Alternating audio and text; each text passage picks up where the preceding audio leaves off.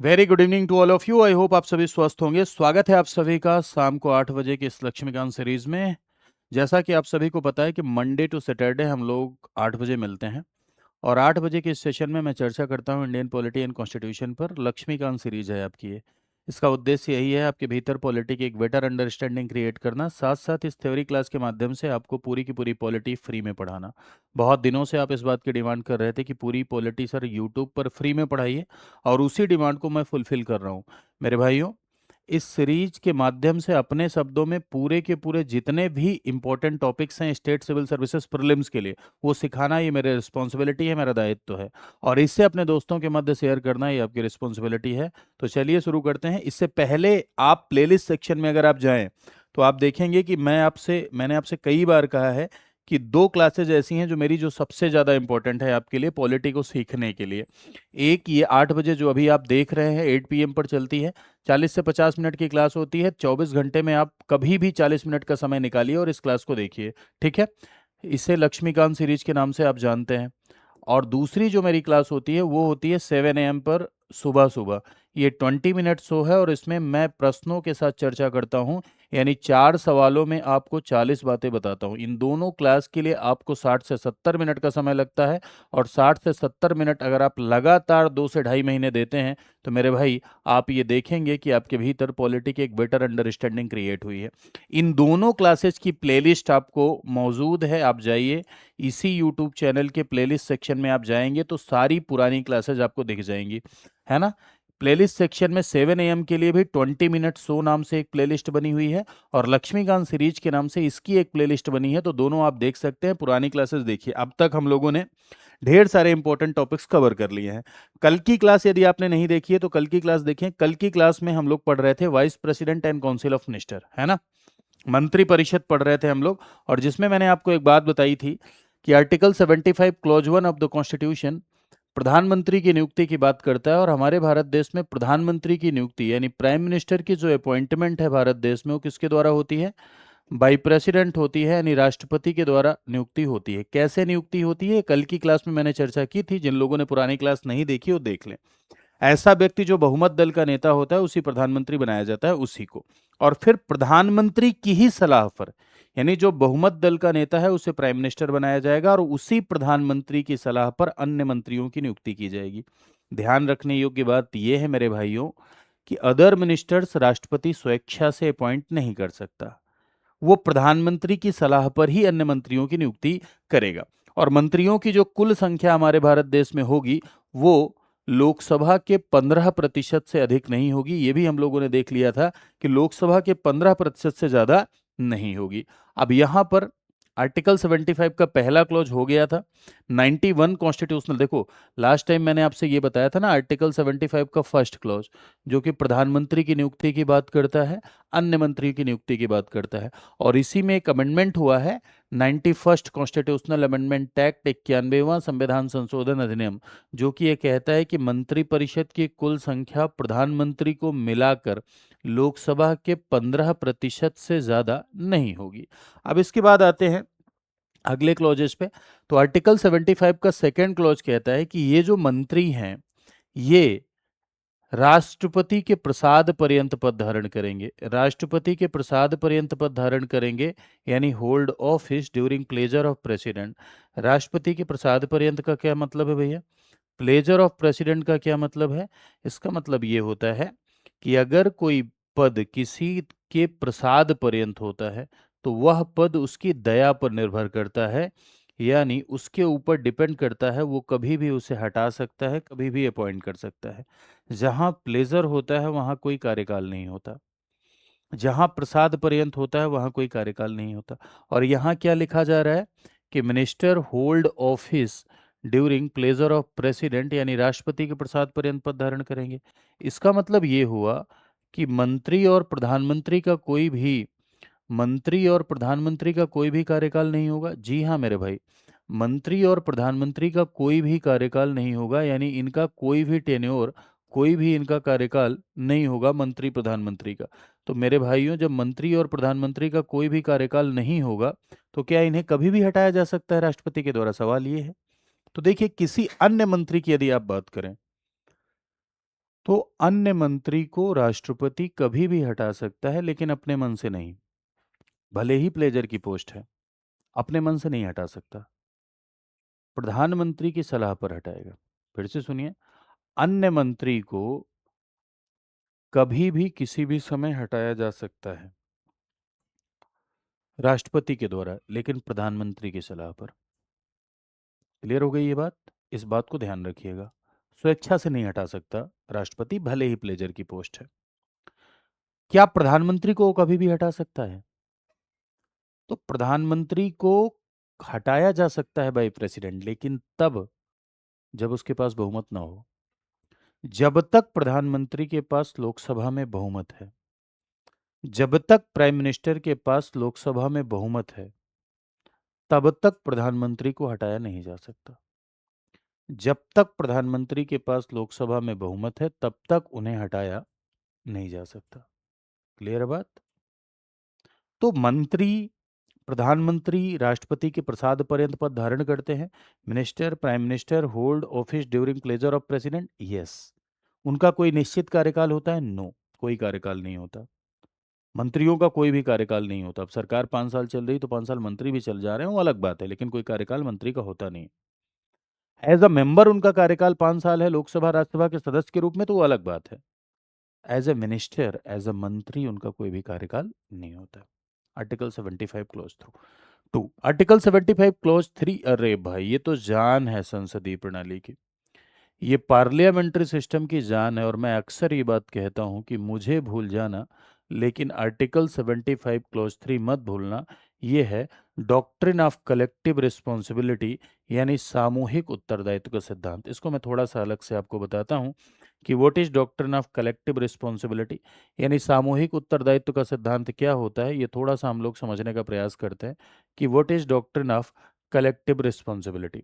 तो देखो, इस चार्ट के माध्यम से भी समझेंगे, लेकिन उससे पहले मैं थोड़ा सा अपने शब्दों में आपको समझाता हूँ। देखिए, हमारे भारत देश में मेरे भाई पार्लियामेंट्री सिस्टम है, यानी संसदीय प्रणाली है। भारत देश में आप जानते हैं कि भारत देश में पार्लियामेंट्री सिस्टम है। पार्लियामेंट्री सिस्टम मीन्स कि भारत देश में आप देखेंगे कि संसदीय प्रणाली है। संसदीय प्रणाली, पार्लियामेंट्री सिस्टम। और संसदीय प्रणाली की एक विशेष बात यह होती है कि पार्लियामेंट्री सिस्टम में का सबसे प्रमुख लक्षण होता है doctrine of collective responsibility. Doctrine of collective responsibility means सामूहिक उत्तरदायित्व का सिद्धांत। इसका क्या अर्थ है? इसका अर्थ ये है कि कार्यपालिका विधायिका के प्रति सामूहिक रूप से उत्तरदायी होती है। संसदीय प्रणाली का ये नियम है कि संसदीय प्रणाली में ये जो कार्यपालिका है ना, कानून बनाने की संस्था या सरकार, किसके प्रति? विधायिका के प्रति, लेजिस्लेचर के प्रति या लेजिस्लेटिव के प्रति। कार्यपालिका विधायिका के प्रति सामूहिक रूप से उत्तरदायी होगी। ये मतलब आप इसका नहीं समझ पा रहे होंगे, आई नो दैट। अभी मैं समझा देता हूँ। Executive is collectively responsible to the vote legislature या लेजिस्लेटिव। एग्जीक्यूटिव लेजिस्लेटिव के प्रति सामूहिक रूप से उत्तरदायी होगी। इस बात को अगर आप भारत के रेफरेंस में देखना चाहते हैं, भारत के परिप्रेक्ष्य में आप इसे समझना चाहते हैं, तो आप सीधे पढ़िए आर्टिकल 75 क्लोज 3। आर्टिकल 75 क्लोज 3 ये कह रहा है कि council of minister is collectively responsible to the Lok Sabha, यानी मंत्रिपरिषद लोकसभा के प्रति सामूहिक रूप से उत्तरदायी है। मंत्रिपरिषद लोकसभा के प्रति सामूहिक रूप से उत्तरदायी है, यानी मंत्रिपरिषद तभी तक है जब तक लोकसभा में बहुमत है। आप जानते हैं कि भारत देश में सरकार डॉक्ट्रिन ऑफ मेजोरिटी यानी बहुमत के सिद्धांत से बनती है। और बहुमत का सिद्धांत ये कहता है कि if you will enjoy the majority then enjoy the government. अगर आप मेजोरिटी एंजॉय करते हैं तब आप गवर्नमेंट एंजॉय करते हैं। मेजोरिटी गयो तो सरकार गयो, सीधा सा कॉन्सेप्ट है। मेजोरिटी गयो तो सरकार गयो, यानी मंत्रिपरिषद तभी तक है जब तक उसका लोकसभा में बहुमत है। अभी इस समय मोदी एंड टीम है, एनडीए की गवर्नमेंट है। क्यों है? क्योंकि उनका लोकसभा में बहुमत है। अगर लोकसभा में बहुमत चला जाए तो सरकार रहो या गयो, गयो भाई। जब तक मेजोरिटी है तब तक गवर्नमेंट है, मेजोरिटी गई तो गवर्नमेंट गई, सीधा सा कॉन्सेप्ट है। ठीक है। और ये काउंसिल ऑफ मिनिस्टर क्या है? काउंसिल ऑफ मिनिस्टर एग्जीक्यूटिव है। लोकसभा क्या है? लोकसभा लेजिस्लेचर है। काउंसिल ऑफ मिनिस्टर एग्जीक्यूटिव है और लोकसभा क्या है? लेजिस्लेचर है। तो यानी कार्यपालिका किसके प्रति उत्तरदायी है? विधायिका के प्रति उत्तरदायी है। तो एग्जीक्यूटिव तभी तक है जब तक विधायिका में इनका विश्वास है, बहुमत है, लव यू सिद्धांत है। प्रेमी तभी तक है जब तक प्रेमिका में विश्वास है, विश्वास गया ब्रेकअप हुआ।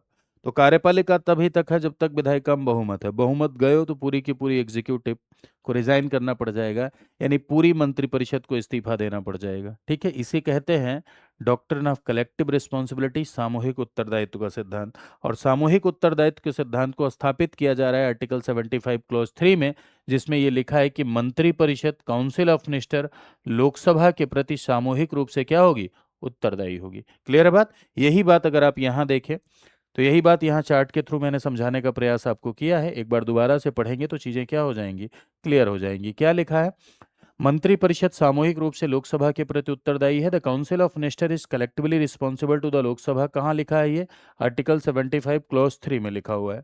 मंत्रिमंडल के सभी निर्णय मंत्रियों के लिए बाध्यकारी होते हैं। All decisions of the cabinet are binding. Cabinet अगर कोई फैसला लेती है तो वो निर्णय सबके लिए बाध्यकारी होते हैं। अविश्वास प्रस्ताव पारित होने पर पूरी मंत्रिपरिषद, अविश्वास प्रस्ताव क्या होता है, यानी भाई अब मंत्रिपरिषद लोकसभा के प्रति सामूहिक रूप से उत्तरदायी है, यानी मंत्रिपरिषद को लोकसभा में विश्वास बना के रखना है, बहुमत बना के रखना है।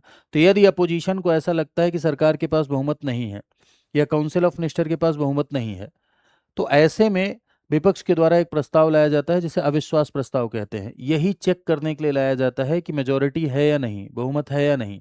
और अगर वो पारित हो जाता है तो एक मंत्री नहीं, पूरी की पूरी मंत्रालय को इस्तीफा देना पड़ जाता है, पूरी की पूरी मिनिस्ट्री को इस्तीफा देना पड़ जाता है। ऐसा क्यों, सबको इस्तीफा क्यों देना है, सबको इस्तीफा इसलिए देना है क्योंकि एक मंत्री नहीं बल्कि पूरी मंत्रिपरिषद लोकसभा के प्रति क्या है, उत्तरदायी है। ठीक है, तो अगर सामूहिक रूप से आपसे बातचीत की जाएगी, सामूहिक रूप से आपसे बातचीत की जाएगी तो ध्यान रखिएगा कि सामूहिक उत्तरदायी लोकसभा के प्रति हैं मंत्री। लेकिन अगर व्यक्तिगत उत्तरदायित्व की बात की जाएगी, इंडिविजुअल, तो मंत्री राष्ट्रपति के प्रसाद पर्यंत पद धारण करते हैं। अभी थोड़ी देर पहले आपने पढ़ा ना, आर्टिकल 75 क्लॉज 2 में आपने पढ़ा कि मंत्री राष्ट्रपति के प्रसाद पर्यंत पद धारण करते हैं, कभी भी राष्ट्रपति के द्वारा हटाया जा सकते हैं। हाँ, लेकिन प्रधानमंत्री की सलाह पर ही हटाए जा सकते हैं। President can remove them only on the advice of the prime minister, यानी किसी अन्य मंत्री को प्रधानमंत्री की सलाह पर ही हटाया जा सकता है। और प्रधानमंत्री को भी तभी हटाया जा सकता है जब अपना बहुमत खोएं, अगर बहुमत नहीं खोए हैं तो नहीं हटाया जा सकता है। तो मंत्रियों को नियुक्त राष्ट्रपति कर रहे हैं तो हटा राष्ट्रपति रहे हैं, ऐसे में minister individually responsible to the president. अगर आपसे कहा जाएगा कि ये सवाल बहुत बार पूछा गया है और बहुत आता है, सामूहिक रूप से किसके प्रति उत्तरदायी है, तो अगर मंत्री की बात की जाए तो मंत्री कलेक्टिवली यानी सामूहिक रूप से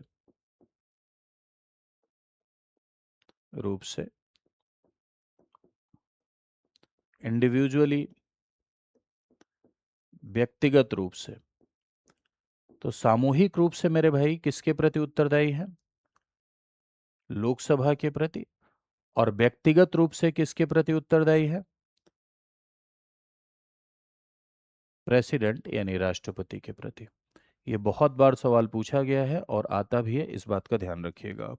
ठीक, चलिए, तो इतना आई होप आप समझ गए होंगे। अब थोड़ी सी बातें और, जैसे article 75 clause 4, article 75 clause 4 of the constitution is dealing about the auth of the minister, यानी ये मंत्रियों की शपथ की बात करता है।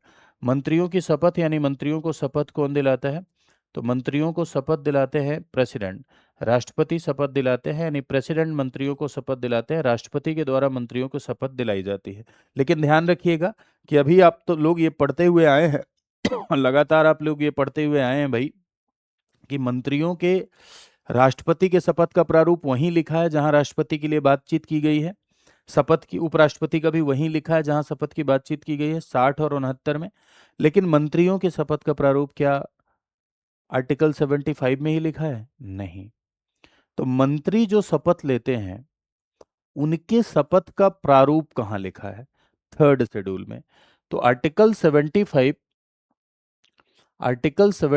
क्लॉज 4 के तहत मंत्री पद और गोपनीयता की शपथ लेते हैं और राष्ट्रपति दिलाता है। कौन शपथ दिलाता है, राष्ट्रपति। पोस्ट, अभी तक प्रेसिडेंट आपने पढ़ा, प्रेसिडेंट सिर्फ पद की शपथ लेता है। वाइस प्रेसिडेंट पढ़ा, सिर्फ पद की शपथ लेता है। मंत्री लेकिन पद के साथ साथ सिक्रेसी एक लाइन बाद में और ऐड हो जाती है गोपनीयता की, जो भी विषय हमारे समक्ष लाए जाएंगे उसको तब तक नहीं जाहिर करेंगे जब तक आवश्यक न हो। ऐसा इसलिए क्योंकि मंत्री का पद एक सेंसिटिव पोस्ट होती है, हर चीज को जाहिर नहीं किया जा सकता है, हर चीज को बताया नहीं जा सकता है, इसीलिए मंत्री पद और गोपनीयता की शपथ लेते हैं। और ये जो शपथ ले रहे हैं, इस शपथ का फॉर्मेट कहाँ लिखा हुआ है? इस शपथ का फॉर्मेट लिखा हुआ है third schedule of the constitution, यानी संविधान की तीसरी अनुसूची में। तो अगर मैं आपसे कहूं कि मंत्री तीसरी अनुसूची थर्ड शेड्यूल के फॉर्मेट के अकॉर्डिंग पोस्ट एंड सिक्रेसी यानी पद और गोपनीयता की शपथ लेते हैं, तो क्या होगा? सही हो जाएगा या गलत हो जाएगा? बिल्कुल सही हो जाएगा। तो ये आपने देखा कौन सा आर्टिकल बोल रहा है ये? Article 75 clause 4। आर्टिकल 75 क्लॉज 5 भी मैं आपको बता देता हूं। देखो, कोई भी मंत्री बनने के लिए, सबसे पहले तो ये बताइए, मंत्री बनने के लिए लोकसभा राज्यसभा में कहीं का सदस्य होना जरूरी है क्या? तो मंत्री बनने के लिए लोकसभा राज्यसभा में कहीं का सदस्य होना जरूरी नहीं है तुरंत तुरंत, लेकिन 6 महीने के भीतर कहीं ना कहीं की मेंबरशिप लेनी होगी, चाहे लोकसभा की लेनी होगी चाहे राज्यसभा की। ध्यान रखिएगा, मिनिस्टर बनने के लिए तुरंत आवश्यक नहीं है कि आप किसी सदन के सदस्य हों, लेकिन विद इन 6 मंथ, 6 महीने के भीतर कहीं ना कहीं की मेंबरशिप लेनी है। अब 6 महीने के भीतर कहीं ना कहीं सदस्यता लेनी है, चाहे आप लोकसभा की सदस्यता लें 6 महीने के भीतर, चाहे आप राज्यसभा की सदस्यता लें, लेकिन विद इन 6 मंथ, 6 महीने के भीतर कहीं ना कहीं की मेंबरशिप, 6 महीने के भीतर कहीं ना कहीं की सदस्यता लेनी होगी। अगर नहीं ले पाए तो मंत्री पद गयो, यानी मंत्री पद समाप्त हो जाएगा। 6 महीने के भीतर अगर कहीं ना कहीं मेंबरशिप नहीं मिली तो मंत्री पद चला जाएगा। तो ये बात कहाँ लिखी हुई है? ये बात आर्टिकल 75 क्लॉज 5 में लिखी है कि 6 महीने के भीतर कहीं ना कहीं सदस्यता मंत्री को लेनी है, अगर वो कहीं सदस्य नहीं है तो। ठीक है।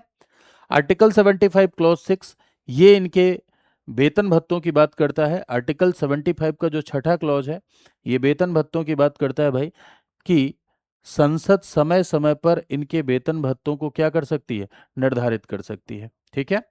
संसद समय समय पर, यानी वेतन भत्तों का निर्धारण कौन करेगा? तो वेतन भत्तों का निर्धारण टाइम टू टाइम पार्लियामेंट करेगी, यानी टाइम टू टाइम संसद वेतन भत्तों का निर्धारण करेगी। तो एक बार आर्टिकल 75 के सारे क्लॉजेस फिर से मैं रिपीट करता हूं। आर्टिकल 75 का फर्स्ट क्लॉज कह रहा है कि प्रधानमंत्री और मंत्री की नियुक्ति राष्ट्रपति के द्वारा होगी।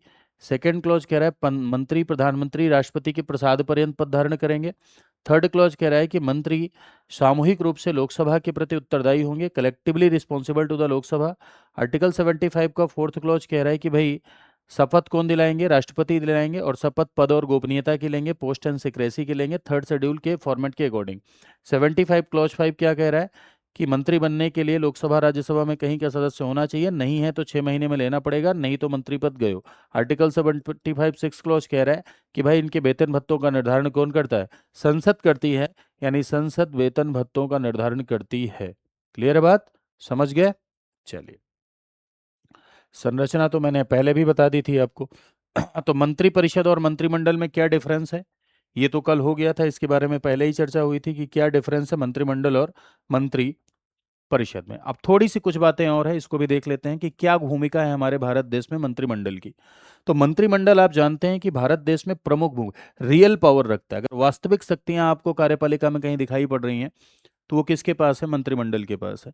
ये केंद्र सरकार, मेन पॉलिसी मेकिंग बॉडी है ऑफ द सेंट्रल गवर्नमेंट, यानी केंद्र सरकार का प्रमुख नीति निर्धारक अंग होता है। राष्ट्रपति की सलाहकारी संस्था है, the advisory body of the president है, यानी राष्ट्रपति को सलाह देती है। केंद्रीय प्रशासन के मुख्य समन्वयक है, the chief coordinator of the central administration. पूरा का पूरा केंद्रीय प्रशासन, केंद्रीय शासन इसके माध्यम से चलता है। केंद्र सरकार की उच्च कार्यकारिणी है, highest executive of the central government, यानी सेंट्रल गवर्नमेंट का सबसे हाईएस्ट एग्जीक्यूटिव है, एग्जीक्यूटिव का सबसे हाईएस्ट पार्ट है, क्योंकि जाहिर सी बात है कि कार्यपालिका में सबसे बड़े लेवल पर कौन बैठे हैं? मंत्री बैठे हैं, वही कहा जा रहा है कि हाईएस्ट उच्च कार्यकारिणी है।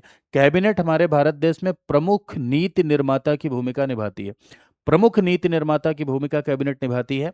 कैबिनेट ही मेन पॉलिसी मेकर है, एक तरीके से रियल एग्जीक्यूटिव की भूमिका निभाती है।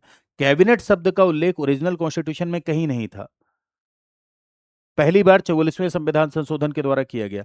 काउंसिल ऑफ मिनिस्टर और कैबिनेट में डिफरेंस मैंने आपको बताया था कि काउंसिल ऑफ मिनिस्टर का मतलब सभी मंत्री, सभी मंत्रियों का जो समूह है वो काउंसिल ऑफ मिनिस्टर है। सिर्फ कैबिनेट मंत्री का जो समूह है उसे हम कैबिनेट कहते हैं।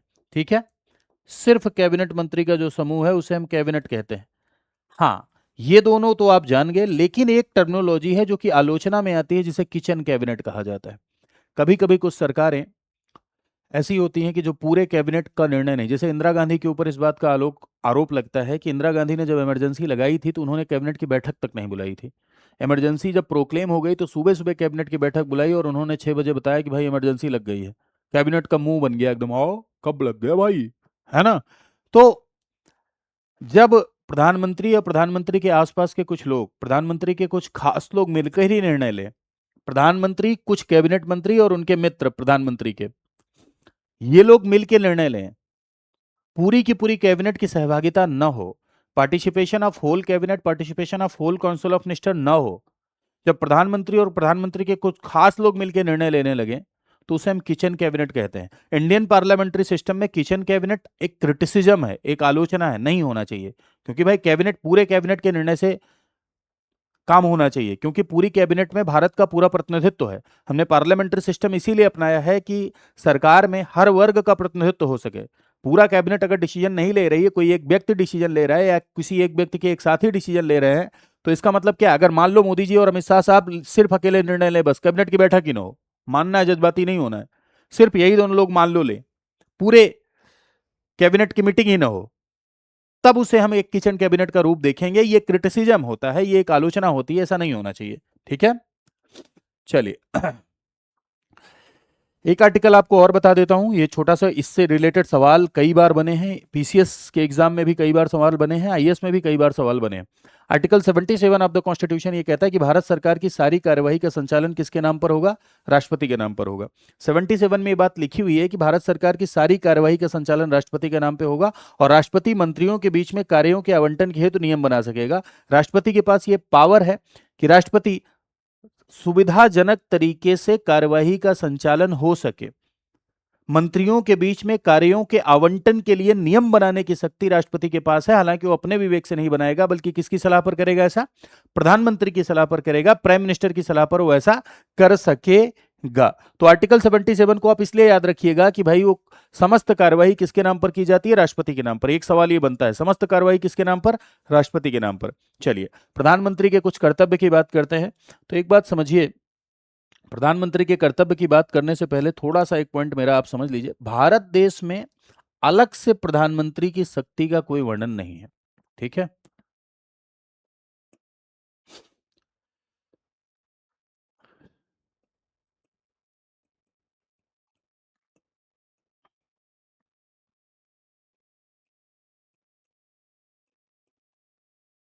संविधान में अलग से प्रधानमंत्री की शक्ति का वर्णन नहीं है। तो संविधान में अलग से प्रधानमंत्री की शक्ति का वर्णन नहीं है, फिर तो ये प्रधानमंत्री राष्ट्रपति की शक्ति का ही व्यवहारिक प्रयोग करता है। राष्ट्रपति की जो शक्तियां आपने पढ़ी हैं, जो पावर ऑफ प्रेसिडेंट आपने पढ़ी, इस राष्ट्रपति की शक्ति का व्यवहारिक प्रयोग किसके द्वारा किया जाता है भैया, तो राष्ट्रपति की शक्ति का व्यवहारिक प्रयोग राष्ट्रपति के द्वारा यानी प्रेसिडेंट के द्वारा किया जाता है। ठीक है, तो राष्ट्रपति की ही शक्तियों का व्यवहारिक प्रयोग प्राइम मिनिस्टर करता है। खैर, प्रधानमंत्री के कुछ कर्तव्य और कुछ इसके महत्वपूर्ण शक्तियों के बारे में चर्चा करते हैं। जैसे article 78 of the constitution. Article 78 of the constitution में ये लिखा है कि यदि प्रेसिडेंट, पहले मुझे सुनिएगा फिर इसे पढ़िएगा, अगर प्रेसिडेंट प्राइम मिनिस्टर से एडमिनिस्ट्रेशन और लेजिस्लेशन की जानकारी मांगता है, प्रशासन और विधायन की जानकारी मांगता है, तो this is the duty of the prime minister कि वो उसे ये जानकारी दे। तो आर्टिकल 78 के तहत प्राइम मिनिस्टर की ये ड्यूटी होगी कि prime minister council of minister के द्वारा लिए गए डिसीजन से राष्ट्रपति को सूचित करे, प्रपोजल्स ऑफ लेजिस्लेशन को राष्ट्रपति को सूचित करे। यानी दो पॉइंट यहां पर, विधायन, लेजिस्लेशन, एडमिनिस्ट्रेशन, प्रशासन की जानकारी प्रधानमंत्री राष्ट्रपति को दे। This is the duty of the prime minister. और यही बात उल्टी करके भी लिखी गई है आर्टिकल 78 में। अगर राष्ट्रपति मांगे तब भी देना है, वैसे भी प्रधानमंत्री का कर्तव्य है कि यह जानकारी देना है। तो यानी संघ के प्रशासन और विधायन के बारे में राष्ट्रपति अगर जानकारी दे, जानकारी मांगे, यदि प्रेसिडेंट के द्वारा इस बात की अपेक्षा की जाती है तो प्राइम मिनिस्टर का कर्तव्य होगा कि वो जानकारी दे। पहला पॉइंट। तो यहां पर दो चीजें हैं। पहला कि एडमिनिस्ट्रेशन और लेजिस्लेशन की जानकारी प्रेसिडेंट को देनी है। किसे? प्राइम मिनिस्टर को। ये प्राइम मिनिस्टर की ड्यूटी होगी। सबसे पहला पॉइंट आपको ध्यान रखना है आर्टिकल 78 में ये। दूसरा पॉइंट क्या ध्यान रखना है? दूसरा पॉइंट ये ध्यान रखना है, जैसे मान लो मैं मंत्री हूं, मैंने कोई निर्णय लिया और अब मेरे निर्णय को काउंसिल ऑफ मिनिस्टर ने भाव ही नहीं दिया भाव ही नहीं दिया भाई, कंसीडर ही नहीं किया। तो ऐसे में प्रेसिडेंट के द्वारा अपेक्षा किए जाने पर, राष्ट्रपति के द्वारा एक्सपेक्ट किए जाने पर, कहे जाने पर, प्राइम मिनिस्टर की यह ड्यूटी होगी कि मेरे निर्णय को कंसीडर कराएं। कंसीडर का मतलब ये नहीं मान लें, विचार करें। यदि किसी मंत्री ने कोई निर्णय लिया है और उस निर्णय पर काउंसिल ऑफ मिनिस्टर ने विचार नहीं किया, तो राष्ट्रपति द्वारा अपेक्षा किए जाने पर, प्रेसिडेंट के द्वारा अपेक्षा किए जाने पर प्राइम मिनिस्टर का यह कर्तव्य होगा कि इनके निर्णय को विचार के लिए रखें। ठीक है? तो ऐसे मामले को राष्ट्रपति के पास विचार के लिए भेजना जिस पर मंत्री ने निर्णय लिया लेकिन मंत्री परिषद ने विचार नहीं किया। राष्ट्रपति के पास विचारार्थ नहीं भेजना, मंत्री परिषद के पास। देखना भैया इसमें थोड़ा टाइपिंग एरर है, इसको गलत काट देता हूं मैं जो बोल रहा हूं वो सुनिएगा, ठीक है, ध्यान से। मैंने क्या कहा कि ऐसा निर्णय जो मंत्री ने लिया और मंत्रिपरिषद ने विचार नहीं किया, तो प्रेसिडेंट के द्वारा अपेक्षा किए जाने पर, राष्ट्रपति के द्वारा अपेक्षा किए जाने पर प्राइम मिनिस्टर की यह ड्यूटी होगी कि वो काउंसिल ऑफ मिनिस्टर के समक्ष, यानी मंत्रिपरिषद के समक्ष विचार के लिए रखे। एक बार फिर से सुन लो अगर कंफ्यूज हो रहे हो तो। मैं मंत्री हूं, मैंने कोई निर्णय लिया, मेरे निर्णय पर काउंसिल ऑफ मिनिस्टर ने विचार ही नहीं किया, तो राष्ट्रपति के कहने पर प्रधानमंत्री की ड्यूटी होगी कि निर्णय रखे विचार के लिए। ऐसा नहीं है मान ले, रखे। आप समझ गए? तो इस पर जज्बाती मत होना है, थोड़ा सा टाइपिंग एरर है। एक आर्टिकल इससे रिलेटेड और मैं आपको बता देता हूं, आर्टिकल 88 ऑफ द कॉन्स्टिट्यूशन। मंत्री के बारे में आपने सुना होगा कि मंत्री चाहे लोकसभा का मेंबर हो चाहे राज्यसभा का मेंबर हो, किसी भी सदन में बैठ सकता है, किसी भी सदन में बोल सकता है, किसी भी सदन में प्रश्न का जवाब दे सकता है, लेकिन वोट वहीं करेगा जहां का वो मेंबर है। तो सदन में मंत्रियों के अधिकार, powers of minister in house को डील करता है आर्टिकल 88। आर्टिकल 88 कहता है कि किसी भी सदन में बोलने तथा कार्यवाही में भाग लेने का अधिकार है, right to speak and participate in the proceeding of either house. लेकिन मतदान सिर्फ उसी हाउस में कर सकता है जिस हाउस का वो मेंबर है। लेकिन यदि किसी हाउस का मेंबर नहीं है, किसी हाउस का मेंबर नहीं है, तो किसी हाउस में उसे मतदान करने का अधिकार यानी वोटिंग का राइट उसे नहीं होगा। संयुक्त बैठक या पार्लियामेंट्री कमेटीज में भी भाग लेने का उसे अधिकार होता है, लेकिन वोटिंग राइट उसे वहीं होगा जहां वो क्या कर सकता है, जहां का वो मेंबर है। अस्थाई समितियां जो होती हैं संसद की, वहां मंत्री पार्टिसिपेट नहीं करते हैं। उसके बारे में आगे पढ़ेंगे तो समझेंगे काहे नहीं करते हैं। ठीक। तो ये था मंत्रिपरिषद, मंत्रिमंडल, जो आपने समझा कि मंत्रिपरिषद मंत्रिमंडल से संबंधित जो प्रोविजंस थे वो आपने समझे। अब इसके बाद हम लोग जिस टॉपिक के साथ आगे बढ़ेंगे, अगला आपका टॉपिक है sure parliament, union legislature. Next topic होगा अपना यूनियन लेजिस्लेचर। यूनियन लेजिस्लेचर या जिसे आप कहते हैं संघीय विधानमंडल, इसे नाम में लोग कभी कभी कंफ्यूज हो जाते हैं, तो नाम मैं क्लियर कर दे रहा हूं, संघीय विधानमंडल, या इसे आप कह सकते हैं यूनियन लेजिस्लेटिव। यूनियन लेजिस्लेटिव या संघीय विधायिका या व्यवस्थापिका भी आप इसे कहते हैं, यानी ऐसी संस्था जो लॉ मेकिंग इंस्टीट्यूशन के रूप में काम करती है। बात संघ की हो रही है तो संघीय विधानमंडल कह देंगे, जब बात राज्य की होगी तो राज्य विधानमंडल। तो कौन है ऐसा जो संघ की विधायिका या संघ के विधानमंडल या संघ की व्यवस्थापिका की भूमिका निभाता है। संघ में कौन है जो व्यवस्थापिका या विधायिका की भूमिका निभाता है?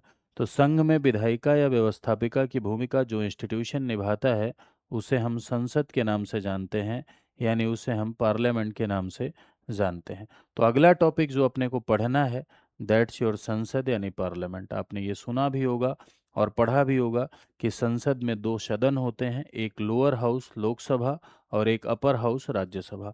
और साथ ही साथ संसद के अभिन्न अंग होते हैं प्रेसिडेंट, यानी राष्ट्रपति संसद के क्या होते हैं, अभिन्न अंग होते हैं। और भारत देश की जो संसद है वो लोकसभा, राज्यसभा और राष्ट्रपति से मिलकर बनती है।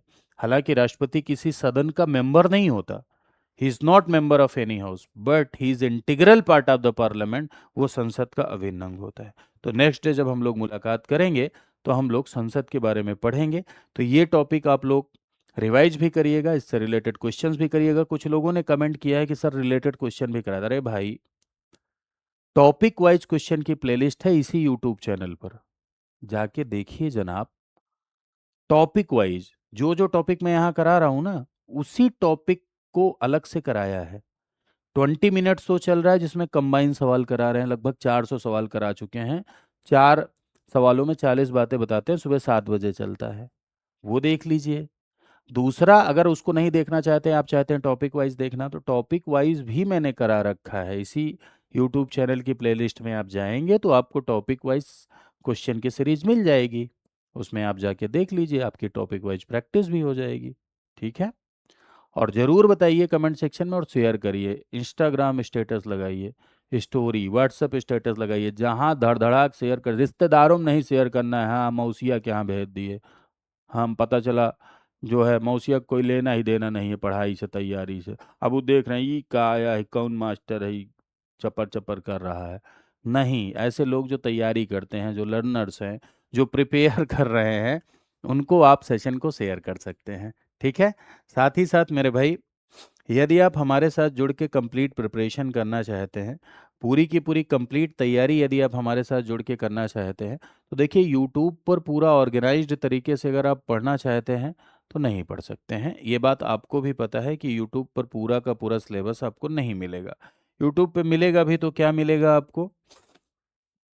यूट्यूब पर आपको हो सकता है एक सब्जेक्ट मिल जाए, प्रैक्टिस मिल जाए, एमसीक्यू मिल जाए। यदि आप एक निश्चित समय है आपके पास, 1.5 साल का समय है, आप पूरा का पूरा कंप्लीट प्रिपरेशन करना चाहते हैं, तो हमारे एक प्रोग्राम के साथ आप जुड़ सकते हैं जिसका नाम है आरंभ। आरंभ में प्री मेंस और इंटरव्यू तीनों की तैयारी कराई जाती है। प्री मेंस इंटरव्यू तीनों की तैयारी कराई जाती है। ये एक फाउंडेशन बैच है जिसमें पूरा का पूरा आपका फाउंडेशन डेवलप किया जाता है, यानी प्री के लिए भी पढ़ाया जाता है, मेंस के लिए भी पढ़ाया जाता है। ठीक है, आरंभ प्रोग्राम एक ऐसा प्रोग्राम है जिसमें हम पूरा यूपी पीसीएस की तैयारी के लिए एक होलिस्टिक कवरेज देते हैं। कैसे देते हैं भाई? तो 1100 प्लस घंटे की क्लासेस देते हैं लाइव।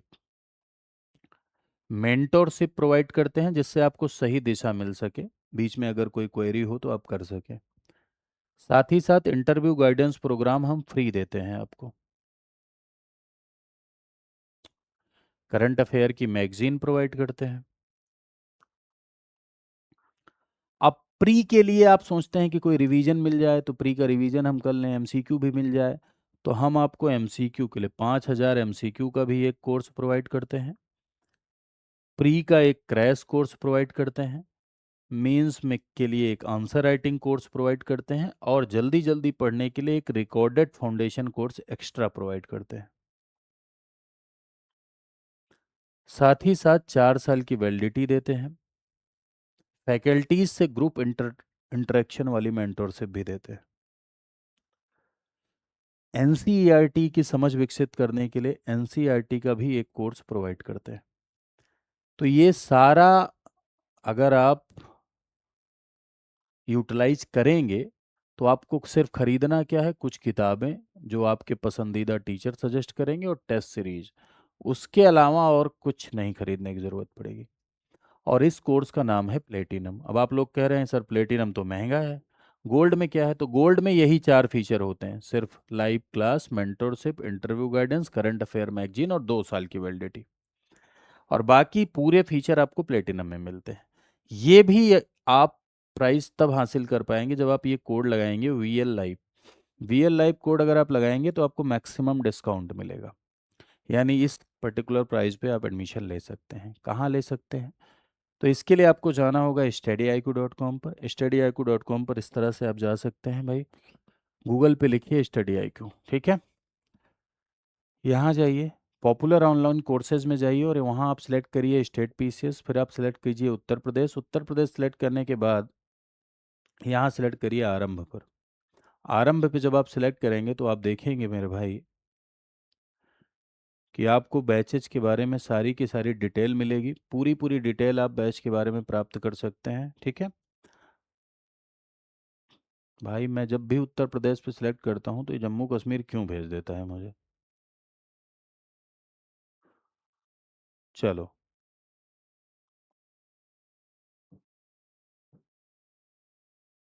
ये देखिए, आपने क्लिक किया इस पे उत्तर प्रदेश पे, और जब आपने उत्तर प्रदेश पे क्लिक किया तो आप देख रहे हैं कि ये है प्लेटिनम और गोल्ड दोनों में डिफरेंस। ज़्यादा जानकारी यहाँ से लीजिए, 9289996923 पे कॉल करके जानकारी ले सकते हैं। वाई नाउ पर जाएंगे, मोबाइल नंबर एंटर करेंगे, कूपन कोड लगाने का ऑप्शन आएगा, VL लाइव कूपन कोड लगाइए और इनरोल करिए और अपनी तैयारी को हमारे साथ जुड़ के और भी बेहतर बनाइए। Thank you so much to all of you. नमस्कार।